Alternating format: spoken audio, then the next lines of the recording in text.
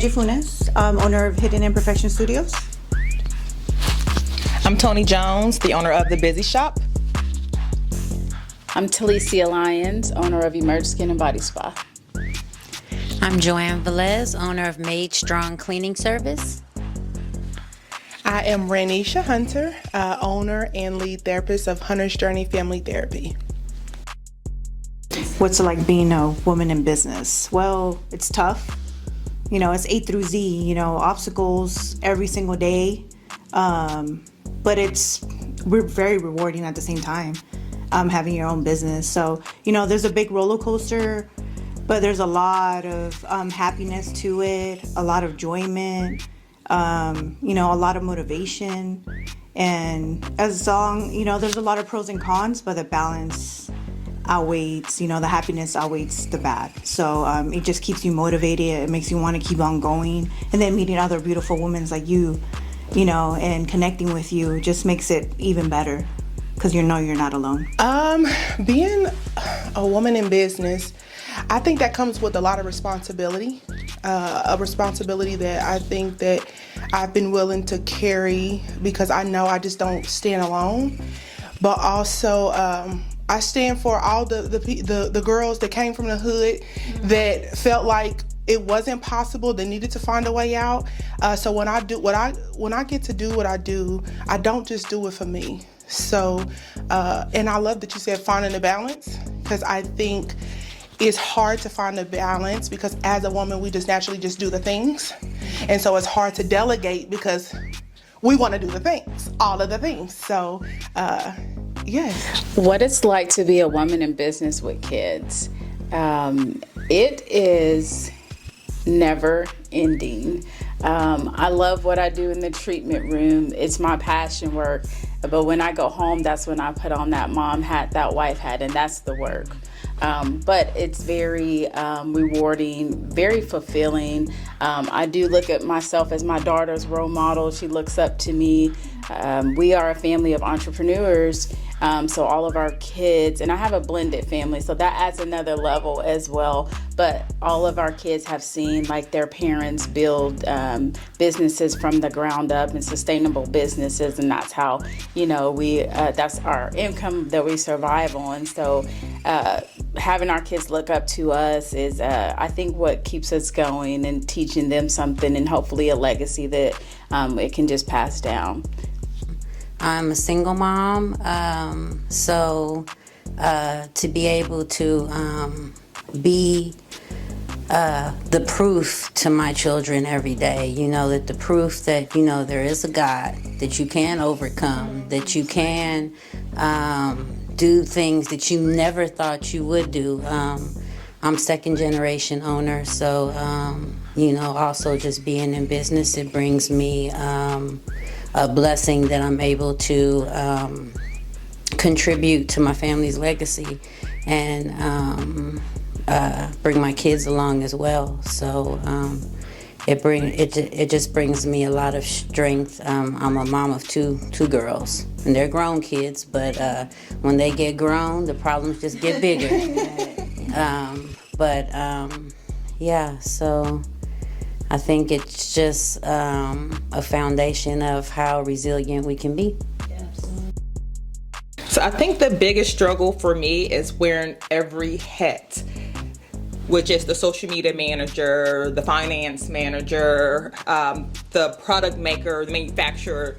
I think it makes it hard because I don't know how much time to really allocate to one thing, because something else slips. For example, I recently just started really taking my inventory serious, which means that I had to build my systems, put everything in a system, but then that means that I couldn't do something else, like make the products. So something has to take the back seat when I don't have time for anything to take the back seat, because now that I'm really into my business and really trying to see what that next step is, I really have to figure out how to reallocate my time.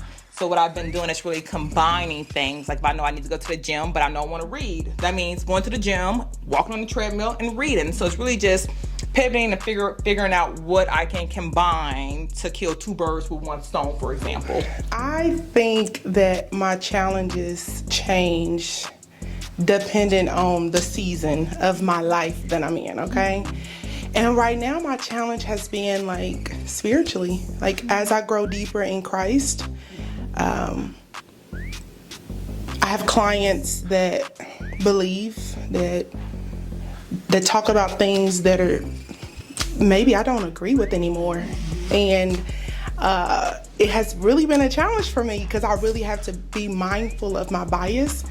And then it's helping me to become more intentional about the kind of clients that I want to service. And even if that means you've been our client for 2 years on and off, like at some point that relationship may have to dissolve because like I'm no longer aligned with some of the things, like some of the topics that are coming up in therapy space. And that it just is what it is. And I own that, you know, and I know that it's hard for people to like think that a therapist would like want to talk about certain things. And I'm open to certain topics, but when it comes to like things that kind of like go up against the God that I serve, I don't think I'm no longer interested. So that has become like my challenge right now. That's one of the realest things ever. And I love that. Because like you said, with therapists, you would think that, oh, I could take anyone, but you're putting yourself, you know, in that equation. And I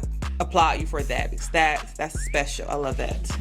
Do you know that like there has to be a relationship with the therapist because we are a catalyst for people getting better, you know? And so it is recognizing our bias. We all carry some sort of bias and that is to be recognized. But this spiritual is just not a bias. Like it is a way of living. It's a way that I'm wanting to live. So how do I handle setbacks in business as well as motherhood? Well, piggybacking off what you said, spiritual, right? What people don't know about me and what I do in the treatment room, I'm praying, right? God is leading my touch. He's leading my decisions as a massage therapist as well as a family.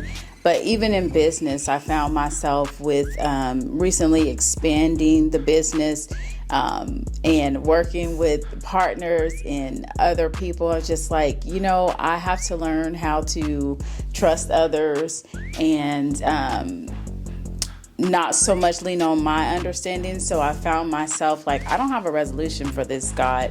Just praying and giving certain things to Him in business, you know, and before I would never do that. I kind of kept spiritual separate from business because you're showing up, you're someone's employee, if that makes sense. But now I'm just like, you know what? I don't know what's going on with my business. I don't know what's going on with me. I'm trusting you, Lord, just like every day, get me through my personal, my family's matters and going through some healing. I lost my grandmother a couple of years ago. And when I tell you business stopped. I don't know how I got through other than the rapport and the relationship that I did have with my clients. But social media stopped. Home stopped. My husband is like, well, I'm like, I'm okay. I'm, believing in God. So it was Him getting me through that personal and also through business. And so now, like, me and my family, we pray together every night. My 8-year-old daughter, she prays. We let her bless every meal. Okay. And we're raising a prayer warrior. Okay. But I just know, had it not been my faith in God, like, I probably would have walked away from my business last year. Well, we're so happy that you're still in business now. We gotta celebrate you. Yes, thank you. Yes, I'm with you. I truly believe that it's His business before it's mine, and I just get to report to duty.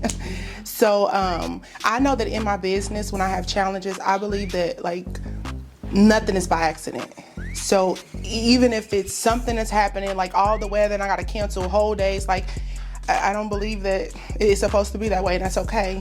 And with having a sick kid, like for the first 2 years of his life, I had to take a lot of time off of work. So that means that if I'm getting paid only when I see a client, I'm trading time for money. I have to figure out, and I've had to figure out how to pivot. Like, I cannot keep trading time for money, because what I will not do is have to sacrifice my son going to daycare when he's halfway sick and going to work. Does that make sense? So I just have to pivot, and I will continue to pivot, because one of the most important things that I would ever do on this life is raise my kid, and I will not let time go past and miss moments for therapy to work. An advice I would give another woman, I would say, take that leap and, believe in yourself. Look in the mirror and just, I have to talk to myself sometimes and like reassure myself, like, you got this. Like, if you don't believe in yourself, who else is going to? So taking the leap of faith on myself and my business was scary. And everything, the unknown is always scary. We're always like, oh my gosh, what's gonna happen? We never know. But if I love that you guys are bringing faith in, because I've been working on it. And man, he's brought so many blessings to me. So the more blessings I get, I'm like, okay, I'm good. So, just yourself and believing in God, I think putting those two together, having that relationship with him, he's always going to be there, even in the tough times. It's part of life. It's what makes you stronger. Is it, if something comes about in your business, are you going to give up? No. You're going to keep on pushing. And those are those little things in a year from now, you're like, damn, I overcame that. So, take that leap of faith and just believe in yourself and do it. And if you fail, it's okay. Try something else or do it again. It comes with the territory with having, being a woman, that you're not in business, even in business, it doesn't matter. Life is going to happen. So keep on pushing and believe in yourself and just do it. Just do it. I know it's like ripping off a Band-Aid. You were like, oh man, it's going to hurt. But once you're there, like, okay, I feel better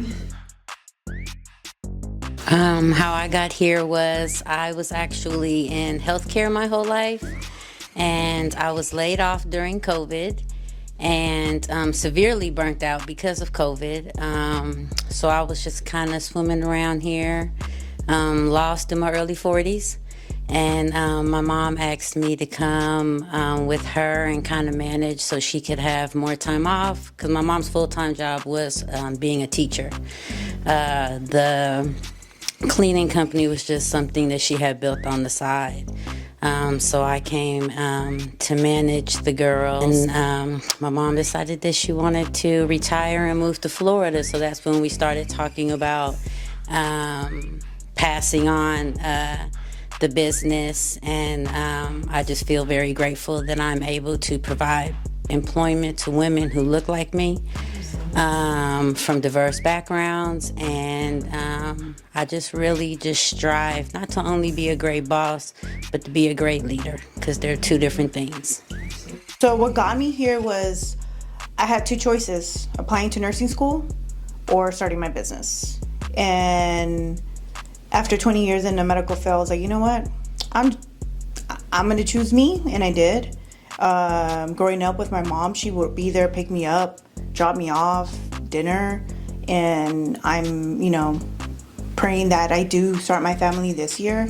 And I think that's one of the big blessings about starting my business. I wanted that, to be able to pick up my child, drop him off, work around my schedule, not work for someone.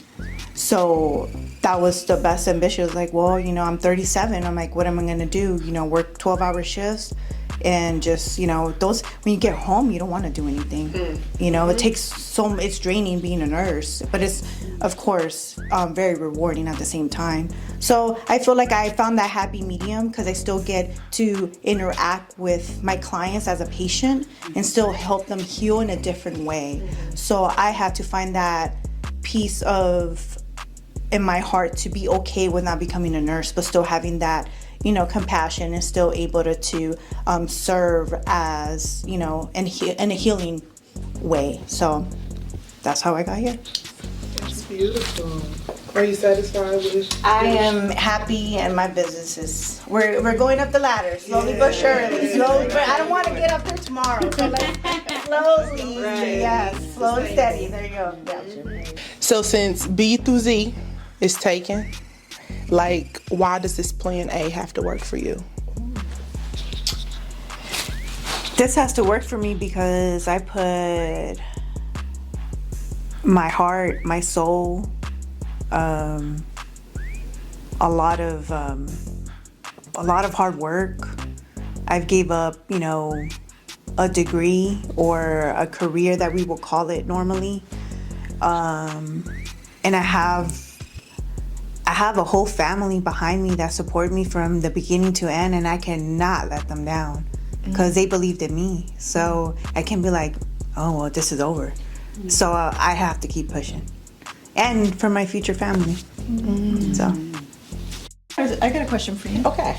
So, with your new career, what is like one of the biggest steps that you want to take your business to?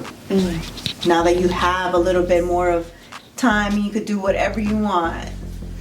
I really want companies, just on an individual level, to have FOMO, the fear of missing out. I've been thinking about that a lot lately. I feel like they don't have the fear of missing out in terms of people being happy within the workplace. And it just kind of blows my mind sometimes because we've all been employees. Just because you have a different title or a higher title, did you let that go? Where is that?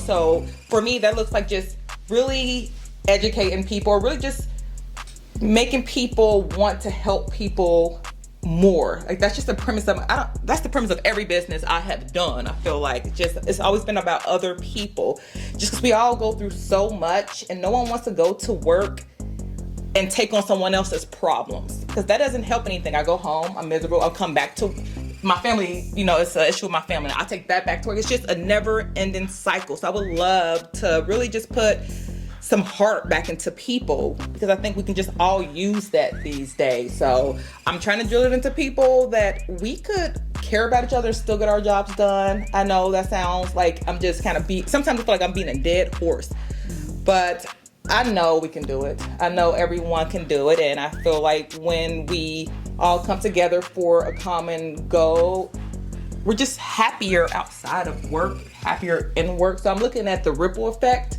of when I'm happy here, what else can I be happy in? I really want other people to, experience that same joy, just with a shift of mindset. Like to me, that's all it takes, is that shift of mindset, and you just live a better life mentally. But yeah, so just really drilling into people the importance of being happy and being there for other people. Yep. Question for Joanne. Yes, ma'am. You took over your mom's business. I know you have 2 grown daughters. Are they interested in taking over the family business or even coming into the family business? They are. This is all new to us, especially the growth. Because like I said, my mom was a teacher full-time, so she kept the business pretty small and manageable for her and my dad to be able to take care of, and it moved a little bit faster than I expected.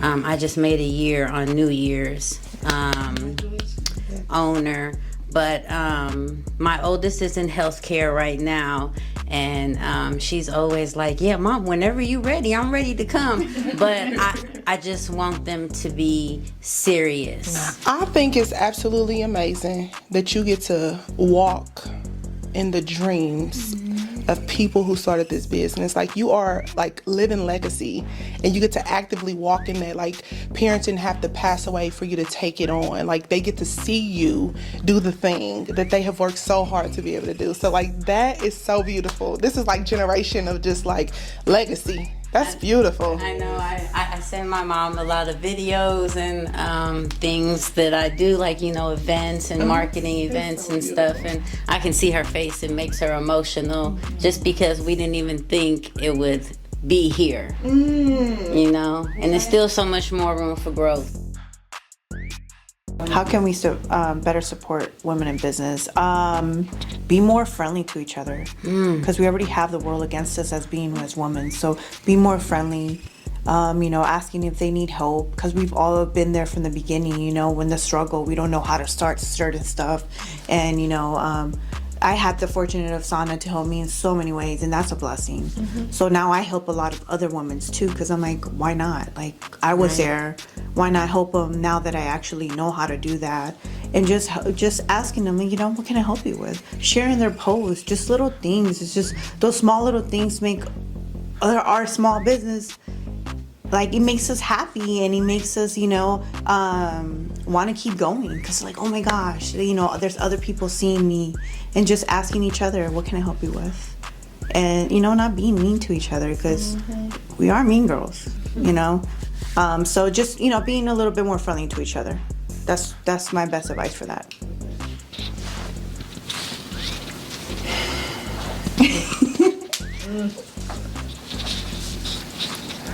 Okay. It is a really great question. I think how we can support women in business is, I'm gonna let someone. Okay, it's so complex, and I think it's complex for a lot of reasons, because it really depends on what the person need. I think we naturally treat people the way we want to be treated, but that's not always true. It's a platinum rule where you treat people the way they want to be treated, and sometimes trying to support people and they think that you this because they see your life. Like, just remember that people are human, and any assumption or anything that you see, sometimes can we just put that to the side, because that will have you comparing yourself to something that you shouldn't even have to be comparing yourself to. I just want us all to remember that we are our own competition, even if we are in the same field. So, and this is probably the nicest way I can say that, because I do think sometimes, even when you're trying to be a nice girl or you're trying to be supportive, people have already fixated what they think and who they think you are. And it can, when you walk into the room, what you have on, when you begin to speak, if you speak with a level of confidence, oh, you this, listen, I just want to be, you don't know what it took for me to be able to tote and be able to walk and talk with a level of confidence. So just remember that we're all human. And if that's the only way we can intersect, let that be the only way that we intersect. So this kind of combines what you said and what you said, being a nice girl to people, but also just kind of setting boundaries with people. I know we always talk about how when I used to be all for small businesses. I was begging small businesses to let me help you. But I realized you're not where you are, and it was making me angry. So that's when I had to shift my mindset. Because our journeys aren't the same. And I'm getting mad about something you're doing. Okay, Toni, stop, So just kind of having that open door. When you're ready to meet my boundary, which is, for example, for a small business, if they want to work with me, at least come with an LLC. At least kind of come in with something already done. Just setting that boundary, because then I think you see that I'm serious as well, and hopefully that will inspire you to also be serious, because like you say, you see where I'm at. Hopefully maybe you don't want to be here on personal, but maybe you want your business to grow. So mine is really just setting that boundary in a nice girl way, with an open door, because you can always come in, but come in with some of the expectations that I do set. But even when you say they see where you at, that's an outside perspective. You know what I'm saying? They don't know that you struggling. They don't know that you robbing Peter to pay Paul to even just take care of your business. Just let people be human, regardless on what you look like. Can we still support each other, and can that not intimidate you? So how do you ladies come about situations? Because Lord knows I do. I walk into tons of rooms and I get I get a lot of women that are curious about what I do, right? Yeah. But they really don't care for what I do. They just want to come over. This face don't lie, so it makes it very hard. So how do I come about that in a nice... I'm very polite. I'm always going to be nice and polite. But what this does is out of my control. So how do you guys interact with those situations? With situations like that, I go in realizing that everyone is different mentally, their backgrounds are different. So what might seem like a mean girl, for example, if you come in with a mean face or you come in with a resting face, I know you're the sweetest person. But when I first meet you, I don't know that, and I don't come in assuming that off the bat. So I get to know people to really be able to rule that out. So I think just giving people a chance, because we don't know how they are just from the outside. So I think just giving people a chance, because maybe they really do care, and you probably can't pick that up on the first interaction, because they're a person. they just have a personality type that just comes off that way. So just giving people a chance to really be able to read them, understand who they are. Oh, I like that. Mine is. I mean, honestly, like, because you are not that way just because. Like, all of your experiences, everything that you've been through have led you to be and to show up the way that you show up. Even if it's with the guard, or maybe that's just how you are initially. I think if we can learn to just embrace, like, the differences and not shrink in ourselves, like to shrink ourselves to make conversation. Because I honestly, if at some point you find yourself maybe being intimidated because you think you know, and you think I'm not looking a certain type of way, maybe I think we shouldn't even talk. And that's and I'm not being rude. I just think that if at some point you are feeling some type of way, come talk to me, come holler at me. But what I'm not gonna do anymore, and this is something I recently just decided, because I'm very, like, we're gonna have a conversation, which I struggle with just, like, simple talk. If I cannot bring all of me and all of my experiences to this relationship or to this conversation, then I don't know if pieces of me is allowed from me. I just want to say that I'm appreciative for moments like this, because at times, being a solopreneur, you do feel alone.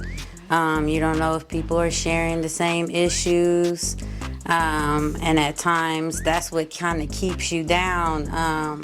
But being in these situations and seeing women rise into the occasion and going through the same things, that's your drive and where you get your determination. Because I'm like, well, if she could do it, I could do it. Because we creatures of habit, you know, on what we see. We have to see it to believe it. So I just appreciate. I was telling someone today, I'm like, you know, and life is so funny. I have an 18-year-old, and she thinks that her friends are going to be like her friends for her whole life, you know, and I'm sitting here like, wow, I'm looking at my tribe, and I'm like, my tribe is all new faces. You know, that's just what, you know, honestly, you know, yeah, I still have friends from back in the day and stuff like that, but people that I communicate with on a daily basis, people who I'm attending events with, everybody looks different. So that's why I was saying earlier, you know, to always be ready to pivot and adapt.